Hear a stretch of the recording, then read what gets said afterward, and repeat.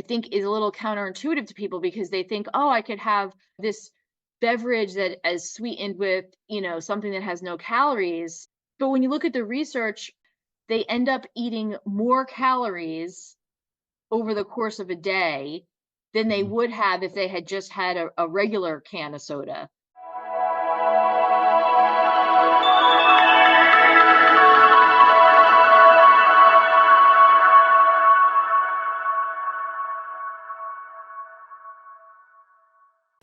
Hi, everyone. It's Dr. Sanjeev Goel here today, and today I have a very special guest, Dr. Nicole Avena. Dr. Nicole Avena is an associate professor of neuroscience at the Mount Sinai School of Medicine in New York City and a visiting professor of health psychology at Princeton University. She is a research scientist and expert in the fields of nutrition, and she has done groundbreaking work developing models to characterize food addiction and the dangers of excess sugar intake. In addition to over 100 peer-reviewed scholarly publications, Dr. Avena has written several popular books, including her latest book, Sugarless, which covers the latest science on sugar addiction and how to overcome it. She frequently appears as a science expert in the media, including regular appearances on Good Day New York, The Doctors, and the former Dr. Oz show. She has the #2 most watched TED-Ed Health Talk, How Sugar Affects Your Brain, with over 17 million views and counting. You can find her on social media at Dr. Nicole Avena, Instagram, Facebook, and LinkedIn. I hope you enjoyed today's talk, and we'll see you on the other side. Hi, Nicole. Thank you so much for joining me today. And Oh, thanks. yeah, I know we met about 7 years ago in Toronto at a conference. At that time, you were telling me about your interest in bringing to light the sugar problem with nutrition for children primarily. So a lot has, I guess, changed since then. If you want to just kind of bring me up to date of what's been happening with you. Yeah, so a lot certainly changed in those years. Back when we initially met, I was working at that point in my career on looking at the effects that added sugar could have on the health of children and also on the effects during pregnancy. But Mhm. before that, and since then, I've continued to focus on looking at the effects that sugar really has on our brain and just brain health in general. And so, one of the big things that I've been working on lately has been really this idea of sugar and highly processed foods being Mhm. addictive substances and helping people to understand what that looks like from the neuroscience standpoint and the psychology standpoint, and really how to just navigate in a world that has so much added sugar when we know it's so bad for our health, but we're in many cases often addicted to it. Mm-hmm. So maybe just for our viewers, let's give us like a Coles Note version of what are sugars, and because we obviously understand what table sugar is, but sugar is, I guess, found in many different ways, and people may not be aware. And yeah, it's not just glucose; it may be other versions of sugar, right? Right. No, it's sugar is a funny word because it means so many different things. And so when I talk about the dangers of sugar, I'm really talking about the dangers of added sugar. And so these Mhm. are the types of sugars that get added to our food, either by us or by the food industry. And so the things you've heard of, sucrose, high fructose corn syrup, fruit juice concentrate, agave nectar, like all of those things. There's probably over 200 different types of added sugars that could end up in our food supply. The list is almost endless. And Mm. so those sugars are really not needed for our health. And what we're finding is that people are consuming them in excess, and that's leading to a variety of different health complications and mental health complications as well. But sugar in general, when we hear about the term sugar, we have to keep in mind, well, sugar is something that our body will make for us. We need glucose as a fuel. Glucose is a type of sugar. And so our body will make glucose for us. Even if we didn't eat any added sugar, our body will find a way to make it for us. And so one of the things that I Where would often they also will say, where would they be making the sugar from? I mean, I understand we could be making from proteins. One could make sugar, and from mhm. fats as well. Is that correct? Or Yeah, so there's a process called gluconeogenesis. And basically, this is how all the people who are doing like a really strict keto diet, or not eating any carbohydrates or very small amounts, are able to still be fuel their brain and fuel their body with glucose because your body is able to basically utilize other things to then convert it into glucose. So one other thing about defining sugar that I think is important to bring up is sugar is also found in fruit. It's also found in a variety of things that come naturally packaged from nature. And so I don't really think that the fruit sugar is necessarily the problem in the sense that people aren't becoming obese because they're eating too many apples. It's really the fact that they're having too much sugar sweetened beverages like fruit juices, or they're having too much of this processed food. That's really what's contributing more so to the problems we're seeing with overweight and obesity these days. Yeah, because I actually think this is actually very interesting because I was mentioning I'm talking to my parents yesterday. And the first thing they said to me is, look, we're eating, isn't this fruit healthy? They had put a couple of blueberries aside and they said, look, this has to be healthy. How can this be not healthy? I said, well, I told them, okay, it must be, if we're eating in excess of the amount of calories that we could burn, then that sugar would probably move to fat stores. And I've heard a couple other speakers, I believe Dr. Johnson, talks about the dangers of fructose. There are people who talk Right. about this fructose is causing fatty liver or as more likely to be deposited as fat. Right. The thing about that, and again, I think that your parents are right in eating fruit is probably very good for them because it's got antioxidants, it's got fiber, it's really packaged in a way that yes, it contains sugar, but it's also containing a lot of other things that are going to support our health. I think the place where people get in trouble with fruit is if they're using juice or if they're making smoothies and basically having so much liquid sugar or liquid to fruit in the sense that you can put 8 apples into a blender and make an apple smoothie, right? And probably drink it and be fine. But if I told you to sit there and sit down and eat 8 apples, you probably wouldn't be able to do it because it's a lot. And so I think that my advice for people is try to eat your fruit and definitely don't juice it. You want to try to make sure you're eating it whole. That's a very interesting point too, that because there's a lot of what we call diets out there or just health practices where people are juicing, and Mm. lots of businesses are built on that as well.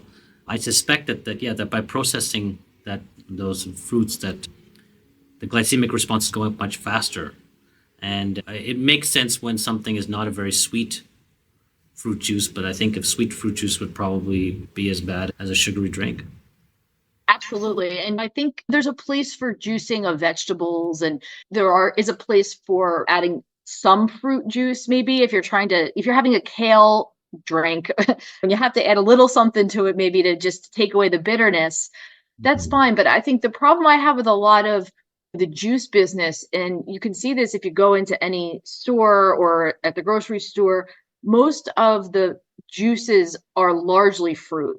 And there's dominant of fruit as opposed to vegetables. And so I think that again, you have to keep in mind you're getting rid of the fiber, you're getting rid of a lot of the nutrients, and you're really just retaining minimal amounts of nutrients and the sugar. And that's something that we're really not interested in hanging on to. Hmm. What would I know we're going to talk a little bit about what should people be doing, but maybe just since we're talking about fruit juices and things like that, like how many grams of carbs would you think it seems would they say, okay, this is like a lot that should they should for one serving versus this is an okay amount. Like, what are some type of guidelines one could think about when they're looking at a drink like that? Yeah, I think it's really about looking not so much at the total carbs, but so much like the added sugar. And so a lot of the smoothie industry and the juicing industry, you do have to be mindful. It can involve them adding additional sugar. And so in the US, we have guidelines that suggest people should have no more than 6 to 8 teaspoons of sugar each day. Oh. And to be honest, the average American is having probably more like 22 teaspoons of added sugar each day. And a lot of it is because it's undetected. It's hidden in so many foods. People just don't even realize that they're consuming products that have all these added sugars. So I really Mhm. say go as low as possible and really not so much looking at the carbs because you could have something that has 20 grams of carbohydrates, but if the majority of that is fiber, then that's good. It might not have any added sugar. And so I think a better number to focus on is that added sugar and just try to get it as low as possible. Okay. All right. So we talked a little bit about processed foods. What we obviously have had sugar in our diets, some amount for, thousands of years, I suspect. But what has changed? What has changed in the last 100 years or so with the amount of sugars that are coming in? Yeah, I think that what's really changed is that we've been able to revolutionize the food industry and we've been able to mass produce quantities of food that allow us to feed a lot of people for fairly little money. And Mhm. so when we take a look at our food environment now compared to 100 years ago, 100 years ago, it was dominated by fresh foods, things that would, go stale in a couple of days. You had to do your grocery shopping a few times a week. Whereas now, most of the products in the grocery store are processed foods that are shelf stable. And Mhm. so when we do that, it comes at a cost. And I think a lot of that has been the fact that we have all of these engineered foods. I don't even know if I want to call them food because they're combinations of ingredients that are put together to make them taste good, to make them last on a shelf for a long time, and to be attractive to the consumer. They're going to smell a certain way, they're going to melt in your mouth a certain way. And I think that as a result, we've become accustomed to eating those types of foods. We've gotten dependent on the convenience of those foods and we end up overeating them. And we know that they affect the brain in a way that can promote addiction. And that's part of the reason why we overeat them. So I think it's just simply the fact that we've completely changed what we're eating. And as a result, it's affecting our health. And it took a couple of years, I think, for it to catch up with us in terms of the fact that by eating all these processed foods, it's going to have health impacts. Okay, so maybe let's talk now about the effect of food on those reward pathways, dopamine pathways. Maybe you could just take us through what happens normally in the brain and what's happening when we're having these sugary foods. What's different? Well, this is something that we've spent a lot of time studying in my lab. And so when you normally eat a food, you have a response in your brain. And typically, if it's the very first time you've ever had that food, you're going to want to pay attention because when we taste something that's new, we have this evolutionary instinct to be aware of what's going on. Because if you think about it, like our hunter and gatherer ancestors, if they ate something that tasted funny or wasn't recognizable, they'd want to pay attention because if it's poisonous, you could be dead. Yeah. And so normally when we have a new cuisine, we'll pay attention and we'll release it'll our brain will release dopamine in the reward areas of the brain, not so much because it's pleasurable, but because we need to be on high alert, right? In case this thing isn't good for us. But typically after you've had something a few times and tasted it, that response goes away. And so normally when you eat food, it doesn't release dopamine in response to eating it in these regions of the brain. But what's interesting about sugar is that it's very different. Drugs of abuse are addictive because of the fact that they can release dopamine every single time they're administered. That's the hallmark of drug use. You use heroin, morphine, nicotine, it releases dopamine in these regions of the brain. And what we Mhm. see with sugar is that it acts like a drug in the sense that when sugar is administered, dopamine is released every single time. And so that's unique and it makes it very different than what we typically expect to see with food.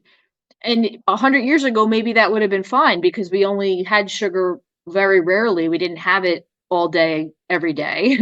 Whereas now we're in a very different situation where we're constantly releasing dopamine every single time we pretty much eat everything because of the fact that it contains added sugar. So, does the effect of having repeated exposure to this sugar cause a change in the reward pathways?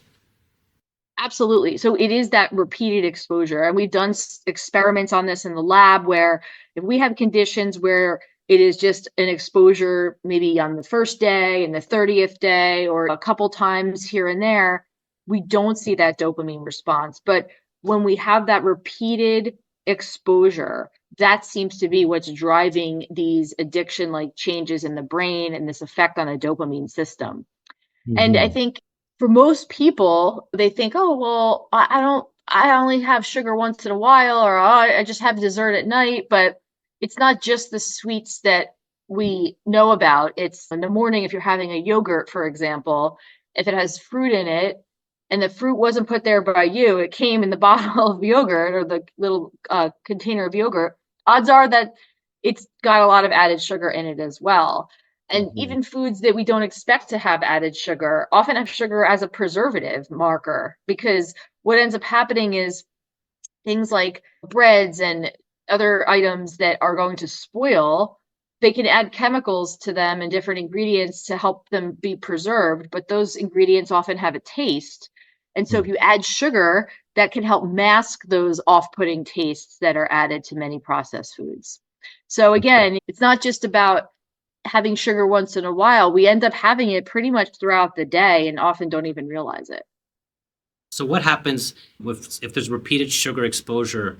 Does that lead to like a reduced peak of pleasurable experience of from the dopamine? Yes, that's exactly what happens. And so it's very similar to what happens with drugs and alcohol. People can develop tolerance. Mhm. And by tolerance, I mean that you need to consume more and more of a substance in order to feel the euphoria that you used to get from having less of it. And that is because just having one cookie isn't going to release as much dopamine this time. You actually need to have two in order to feel satisfaction. And then you have to have three and four. And so this is where people can start to develop not only tolerance in the sense where they feel like they need more, but they can also develop binging behavior, because consuming a large amount in a small amount of time often Mhm. becomes the way in which people can facilitate that dopamine response. Oh, okay, so that might be a way of identifying if you have a sugar addiction. You'd be having binging kind of episodes or symptoms. Is that correct? Yes, typically people who identify as having a sugar addiction will say that they binge on sugar, that they find that their cravings are so powerful that they end up restraining themselves to a certain point and then they end up giving in and having a binge. And this vicious spiral can emerge where they're binging, then they go into withdrawal, and then they're craving, and it just seems to go on from there. And so is sugar addiction, do you think, related to binge eating disorder or bulimia? I do think it is. There's been some studies that have looked at food addiction and binge eating disorder and the relationship between the two. And it doesn't necessarily appear that they're synonymous, meaning that food addiction isn't just another term for binge eating disorder. But there Mm. does seem to be overlaps in terms of the fact that people who have binge eating disorder can also have a comorbid food addiction and vice versa. Okay. And what about with any other psychiatric disorders? Is there any type of connection between sugar addiction?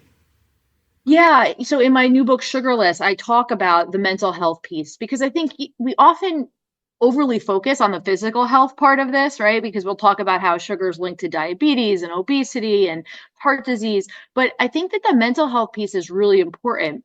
And we're learning a lot about how sugar can have an impact on our mood. It can have an impact on our behavior, right? And so certainly there does seem to be a link between sugar and mood, I would say, is probably the most research supported area of overlap. I also think that when we take a look at the research, we see that people will actually often use sugar to self medicate their mood disorders, their anxiety, their feelings of depression, and that kind of thing. And so it's not uncommon for people when they reflect on the reasons why they're binging on sugar or why they feel stressed or triggered to then have a craving. It can often be linked to something that is associated with promoting anxiety or just affecting their mood in a negative way. It sounds to me sometimes it's a vicious cycle where people will have a binge, let's say, to self-medicate, but then feel like a sense of guilt or yeah, about eating, or because they know that it's not something they wanted to do. It's they're trying to lose weight, or they just didn't like that they binged on a bag of popcorn or whatever it is. So I'm just wondering that, yeah, have you seen that type? It's kind of like a vicious cycle. What do you think on that? About that? Yes, I use that term quite a bit to describe it because it really is a vicious cycle. It is a cycle of guilt and shame and needing some way in which you can moderate your emotions and feelings, and then ultimately turning toward food to try to ameliorate whatever the issues are. And it's a temporary feeling of satisfaction, but then it's very quickly followed by, again, these, feelings of distress and guilt and shame and anxiety all over again. So I think that when people become mindful of the fact that they are often using food as a way to self-soothe and to self-medicate, that it can be useful because it can help people to pause before they go into eating something and really Mm. reflect on why they're doing it, and then decide if maybe there's a different way in which they can moderate their anxiety or they can cope with whatever stressor they're facing aside from using food to try to manage those emotions. So what's happening in, let's go through some of the other terms. So we talked about addiction. Maybe let's talk about tolerance. What is tolerance? If you could just explain that to our viewers. Yeah, so tolerance is, again, it's one of the symptoms that's associated with substance use disorder. It's when you need to take more and more of the substance to feel euphoria that you used to only get from a little bit. And so we see tolerance happening often with sugar. And it's interesting because it's something that we see happening with children, especially. Children just naturally have a higher threshold for sweetness. So kids will find stuff to be the preferred level of sweetness at a higher amount than Right. adults do. And just over time, our preference slowly swings down.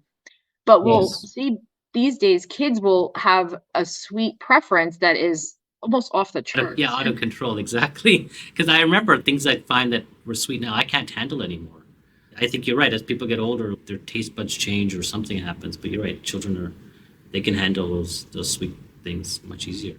Yeah, well, and even my own kids, like the stuff that they find to be sweet, especially my younger one who's 8 years old, I find it almost aversive. Like I wouldn't, it's too sweet where it's not even enjoyable. But again, they live in different sensory worlds than us. That's just the way that their brains and their makeup is designed. But again, it's a danger though, because they naturally prefer things to be really sweet. Mhm. And our food environment is designed where it already is really sweet. And so when kids are developing tolerance and need to have more and more, you can imagine the amounts of sugar that most kids are then consuming in order to feel like they're getting pleasure from whatever the. And then the next word is, I guess, withdrawal. So what's happening with, I guess, in animals and in humans when they're withdrawing from sugar? So, for example, I've seen my kids they tend to get anxious or agitated after we've given them a birthday cake slice or something. But what's happening there? Yeah, so the withdrawal piece is interesting. It's similar to the tolerance in that it's this physical evidence of dependence. And it's one of the criteria used to diagnose someone as having a substance use disorder. And with sugar, it can look what happens when someone's dependent on nicotine. And so if somebody has been eating sugar in excessive amounts for quite some time and then they abruptly stop and really cut it down, they'll in some cases experience things like irritability, crankiness, lethargy, just kind of feeling like tired and in a bad mood. And Mm. a lot of times, believe it or not, people have said to me, "Oh, I think my blood sugar was dropping because I got like really tired and crabby. And so I ended up eating some sugar because my blood sugar was dropping." And Right. then I'll tell them, "Well, no, you were actually in withdrawal. That's what withdrawal feels like. Your blood sugar is fine. It's the withdrawal. And it's the way in which your brain is now trying to adapt to not constantly being stimulated by these surges of dopamine that it was used to getting day in and day out." And Right. so it's interesting. The withdrawal piece, I think, is scary to a lot of people because nobody wants to feel bad, right? That's why you use sugar to feel good, but it's different for everybody. And some people say that it's mild and it's not so bad, but other people have a harder time with it. And that's often the reason why they end up going back to sugar and going back to their old habits. Mm. And so what's it? And so cravings, I guess, is the next or related. It's related to withdrawal, I assume, but it's not exactly the same thing. What's cravings is the No. feeling to kind of take take that substance back in, right? Is that correct? Right, right. So cravings are interesting because it's normal for us to have food cravings. We're designed to crave certain types of foods or classes of foods. In some Mhm. cases, it's because it's our body's way of signaling that we need something.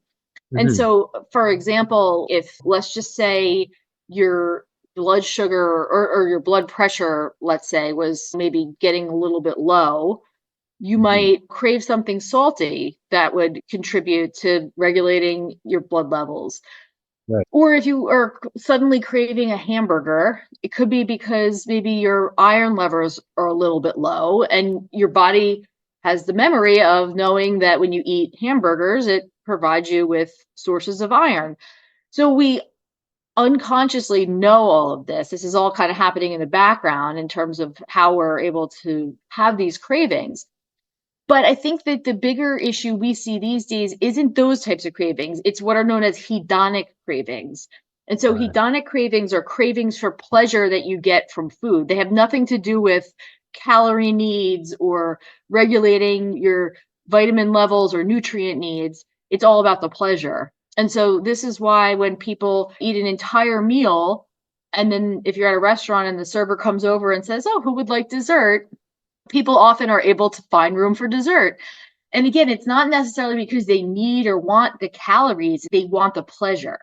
And Right. that's what's happening a lot when it comes to sugar addiction is that people will get these very powerful cravings for sugar and Mm. it's because they desire that pleasure that they have a history of getting from it. Okay. And so when one has, what type of advice can you give to people to when they have that type of craving happening and they're just aware of it? What can they do about that? Well, best thing to do is to wait it out. And I know that can sound torturous and be very difficult for people, but the longer the distance and time you put between the craving and actually giving into the craving, the weaker over time that association will be. And so it's simple learning. It's a stimulus and the response, right? And if you have a stimulus and then wait a while and then have the response isn't really tightly linked to that stimulus anymore because other stuff happened in between. And so the same thing goes with having cravings. If you have a craving for something, the best thing you can do is try to distract yourself.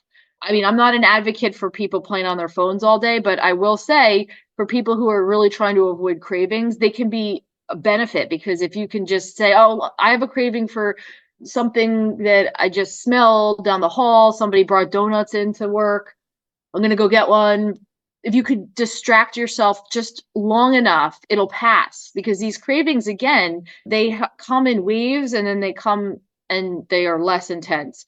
So it's really about just making time. Biochemically, what's happening during a craving? What's being released? Is it what? Yeah, what's the molecule that's doing that? So it's again, it comes back to the dopamine. And so we have that memory of eating that food and it providing us with the pleasure, which Hmm. just the thought of that can prime that dopamine response. And Okay. so that's it's similar It's to the marketing and anticipation. advertisement. Yeah, I guess it's It's anticipation or something. I mean, dopamine's being released in advance even before the reward comes. Is that what's happening? absolutely, yeah. Yeah, it's being released in anticipation of the reward. It's almost like a little bit of dopamine just spills out of the cells. And that's enough to really just tease the neurons in the way that's going to then say, "Oh, come on, let's go get more. Give us the real stuff. We want to have a real dopamine release here." And it's Wow. really Okay. powerful. And it's for many people, it's really one of the things that is difficult for them to get a handle on. But in my book, I try to help people understand what these cravings are. And then again, ways to distract yourself or to minimize their effects so that over time, they won't be as intense. Hmm. Okay, and we have to talk about sugar substitutes. I know I was reading your book about that, but I'd love if you could just take us through. I have some questions, just things that some people generally think it's a good idea to have a Coke Zero or versus having a Coke. And I'd love to just tell people what's the research on these type of sugar substitutes? Do they actually help with weight loss, and where are they beneficial if they are? Yeah, I think that unfortunately, we are at the point now with the research where it doesn't look like the sugar substitutes are doing all that we had initially hoped they would when they first all came about. when we talk about the effects on addiction, it's not so much sugar, but it's the sweet taste of sugar that's driving this addiction like response. And Mhm. so, even if you use an artificial sweetener or something that has 0 calories as a sweetener, it's not going to help with the addiction. It's really almost kind of like a band-aid, if you will. It's still going to be promoting the cravings and the withdrawal and those types of things. So if you're looking to break your addiction to sugar, it's really in your best interest to minimize our dependence on all of the different sweeteners that are out there, even if they have 0 calories. So the brain Yeah, can't differentiate between, let's say, a stevia sweetener or erythritol versus table sugar. Are they? Is the brain thinking these are the exact same thing? well, you know what's interesting? The brain thinks it's the same reward, right? It releases dopamine because it tastes good, it's sweet, it has this sweetness to it. Right. But in many ways, it's messing up other parts of the brain, right? Because if we're not getting the calories from these sugars, then the satiety signaling functions of our brain, normally when you taste sugar, you're expecting that there's calories involved. Right. But if there's no calories, then that satiety part of your brain is going to say, oh, okay, well, I didn't get calories anymore when I taste something sweet. So I'm just going to be hungry all the time. And so we're basically messing up the calibration in our brains to detect whether or not we are hungry or whether or not we feel full. And it's just one of those things that I think is a little counterintuitive to people because they think, oh, I could have this beverage that is sweetened with, something that has no calories. How could that be bad for me? I can have the sweetness and then I don't have any calories. But when you look at the research, it's actually showing, especially in people who are struggling with obesity, they end up eating more calories over the course of a day than they Mhm. would have if they had just had a regular can of soda with Mhm. actual sugar in it and actual calories in it. So how much percent of that? How much? What are we talking about? Like 10% more? What type of difference is that? That's a pretty remarkable fact if we're actually taking more calories in. Yeah, yeah. I don't recall from that study off the top of my head exactly how many more calories, Yeah. but even if it's a smaller amount, it adds up. And if you're doing this every day, that's over the course of months in a year. I mean, you could talk about a significant number of pounds of body weight that people are retaining or putting back on.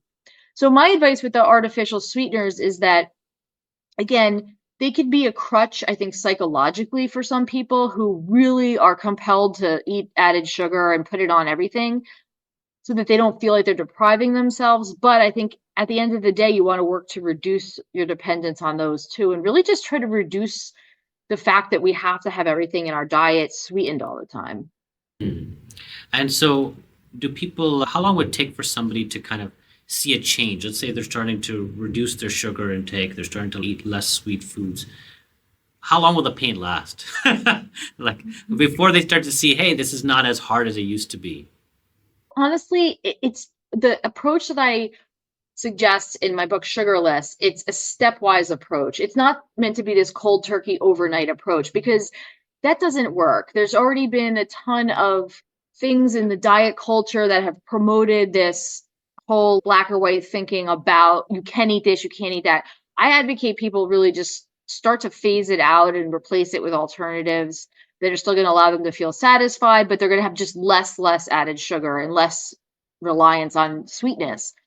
And Mhm. so I think that in terms of when do you start to feel better, I think it's almost immediately, to be honest, because you get control over what you're doing. I think for me, a lot of people struggle with their diet because they don't have a plan. Like they know they're supposed to follow a eating guide or they're supposed to follow, here's the list of foods you can eat and can't eat. But it's difficult to stick to something like that because, again, the cravings and the compulsions and the habits and all these other psychological things that happen that make it so that we can't just follow this list of foods to eat and list of foods to avoid. So I think that when you get the control and realize, okay, I have a plan, I'm trying to reduce, it doesn't have to be perfect. I'm allowed to have a cookie if I really want one. It's not the end of the day. It doesn't mean I messed up. I think that forgiveness allows people to get some sense of control and know that they're still on the right path. And I think The withdrawal piece of it, most people say it's a couple of days that they feel like a little cranky, and it gets easier as time goes on. And from there, I think it just only gets better, especially when people start to feel their energy level come back and they start to feel they have more clarity of thought. They feel like their mood is improving. It's just a lot of benefits that people often just don't even realize they were struggling with will come about when they start to really reduce their sugar. Okay, yeah. And do you mind sharing a little bit of any, is there some of your personal story? Like how, I mean, you're an expert, so obviously on yourself, you must have gone through this journey. So I'd love to just hear like, how has that been, and with your children as well? Because I'd love to give people advice. Like, how do you actually deal with this in real life? Like, how do you actually? Yeah. I mean, I personally, I've not had any personal struggles with sugar. To be honest, I grew up in a house where my parents, I was a kid in the 1980s, and so people didn't really know much about, or know as much as they should have, at least, about processed foods and sodas and things like that. And I always grew up with that stuff around. And I don't know why, for some reason, I just kinda got turned off by it, I think, as I got older, and so when I went to college, and then more so when I went to graduate school, I started studying how food affects the brain, and that really changed my perception of a lot of things. But Mhm. again, I live in the real world, I have little kids, and I get it that they want sugar, they want candy, they wanna go trick or treating, they wanna have a birthday party with cupcakes and all that. And so what I've found to be most beneficial, and I've had a lot of people agree with me on this, is it's really about teaching our kids not that you can't have this, but that you need to understand how much of it you're having and know when to put the brakes on and know when to police yourself. So if my daughter comes home and says, "Oh, it was Susie's birthday today and we had cupcakes that her mother brought in," she'll have a cupcake, but then she knows not to ask for dessert because she already had dessert at school. And so Mhm. I think it's just helping kids create healthy boundaries, and but doing it in a way that it's to promote their health. I mean, never talk about body weight with my kids. It's not about, oh, if you eat this, you'll get heavy or anything like that. It's all about you got to be healthy so you have energy to run up and down the basketball court and you have energy to play with your friends, and you got to stay healthy so you can go to school, because if you eat too much sugar, it compromises your immune system and you'll be more likely to catch a cold and then you can't go to school. So I really try to put the health spin on it, and I think that works, and it does then, I think, encourage the kids to want to adopt that mindset around sugar. That makes total sense. Okay, so maybe just closing it off here. What We're all kind of addicted to sugar, and I think a lot of people are going to feel a little overwhelmed with hearing our talk today. What would be the first step they should do to just beginning on this journey? I think this journey from personal experience probably takes years to make this kind Yeah. of change and be okay with it. So it's a long road, but maybe if you could just kind of give us what does that first step look like? Yeah, well, I think it is a long road, but so what? Our life is a long road, right? Hopefully, we're going to live a long road. And I think that, you have to keep in mind you want this to be a journey, right? Because you want to keep doing it. You don't want to just, anybody can eat a certain way for 30 days or 60 days and then stop and go back to their old ways. That's not the goal. The goal is to change your relationship with food, change the way you think about what you put in your body. And so it really is about baby steps. And in the book, I really outline well how you can do that and why these baby steps are important and why making these small changes over time end up amounting to very large changes, but you don't realize it.